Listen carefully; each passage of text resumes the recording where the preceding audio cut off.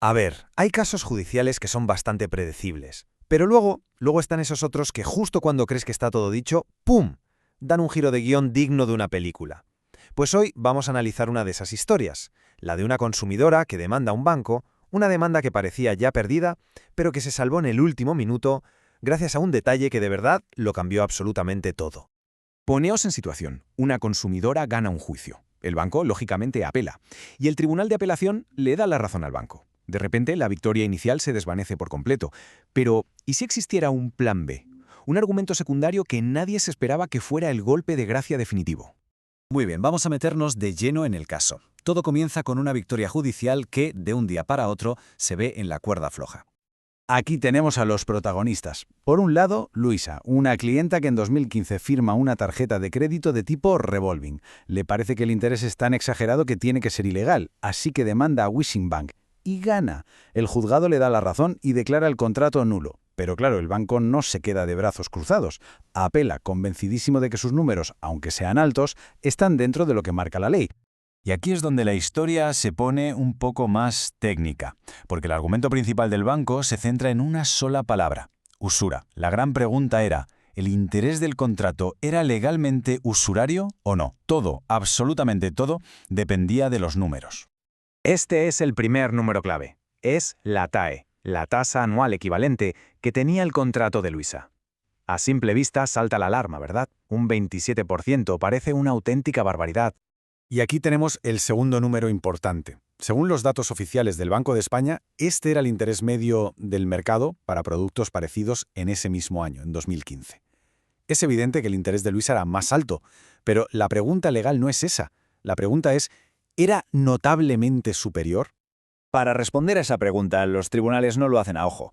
Utilizan una fórmula que estableció el Tribunal Supremo. Se coge el interés medio del mercado, se le suman las comisiones y luego se le añade un margen fijo de 6 puntos. Si el interés del contrato supera esa cifra, es usura. Si no llega, por muy alto que nos parezca, es legal. Y esto fue justo lo que descubrió el Tribunal de Apelación. Al aplicar la fórmula, ese 21,13% más comisiones más los 6 puntos, el límite legal para la usura en ese año estaba en torno al 27,33%. Y el interés de Luisa era del 27,24%. Estaba por los pelos, pero técnicamente justo por debajo. Así que, con estos números en la mano, el tribunal no tuvo más remedio que dar la razón al banco en su principal argumento. La sentencia fue clarísima. El interés no era usurario. La victoria que había conseguido Luisa quedaba anulada. Parece el final de la historia, ¿no? Pues no. Porque la demanda de Luisa tenía un as en la manga. Un argumento secundario que nos lleva al verdadero giro de la trama, a la clave de todo esto: la falta de transparencia. El banco había ganado la batalla principal, sí, la de los números puros y duros, pero en el derecho de los consumidores, el precio no lo es todo. La forma en que se explica ese precio es igual de importante, o a veces incluso más. Y aquí es donde entra en juego el llamado control de transparencia. La ley exige que no solo el precio sea legal, sino que una persona normal y corriente, sin ser experta en finanzas, pueda entender de verdad la carga económica y los riesgos que está asumiendo al firmar. O sea, ya no hablamos de si el interés es caro, sino de si se entiende por qué es tan peligroso. Y el tribunal se puso a analizar los peligros concretos de estas tarjetas. ¿Cómo funcionan? Pues el crédito se va renovando, las cuotas mensuales son tan bajas que apenas pagan intereses y no amortizan la deuda principal, y los intereses se van sumando al capital, generando más intereses. Es un mecanismo que puede atrapar a la gente en una deuda casi perpetua, convirtiéndolos en lo que la sentencia llama deudores cautivos. La pregunta es, ¿el contrato explicaba todo esto de forma clara y sencilla? Bueno, pues la respuesta del tribunal a esa pregunta fue un no rotundo. El contrato, en su opinión, fallaba estrepitosamente a la hora de ser claro y comprensible. La dureza del tribunal en este punto es increíble. No dijo que fuera un poco confuso o mejorable, no. Usó adjetivos como tremendamente engorroso y de muy difícil lectura. Es una crítica demoledora a cómo estaba redactado ese contrato. Y la sentencia entra en detalle y explica por qué. El funcionamiento del sistema revolving no estaba bien explicado. La letra era minúscula, casi ilegible. El banco no pudo probar que se le diera a Luisa información antes de que firmara.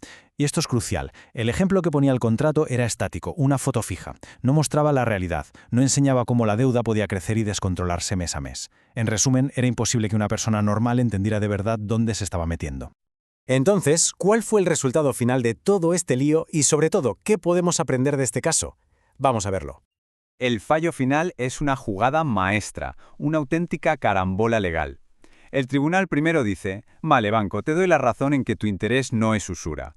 Pero ojo, inmediatamente después añade, sin embargo, tu cláusula de intereses es tan opaca y confusa que la declaro nula por falta de transparencia. Y claro, si la cláusula que fija el precio es nula, el contrato entero se cae. El resultado final, Luisa gana. El banco tiene que devolverle hasta el último céntimo que pagó de más en intereses, comisiones y gastos. Ella solo tiene que devolver el dinero que realmente gastó. Y este es el gran titular, la idea con la que hay que quedarse de todo este análisis. Un producto financiero puede tener un precio que, por los pelos, se ajuste a la ley. Pero si la forma en que te lo presentan impide que una persona media entienda su coste real y los riesgos que está asumiendo, ese contrato puede ser anulado igualmente. La claridad, la transparencia, no es un extra, es una obligación legal. Y todo esto, al final, nos deja una pregunta en el aire. Una que va mucho más allá de este caso concreto. Nos invita a reflexionar sobre los documentos que firmamos. ¿Entendemos de verdad cómo funcionan y cuánto nos van a costar? Porque como demuestra esta sentencia, a veces la victoria no está en el precio, sino en la letra pequeña.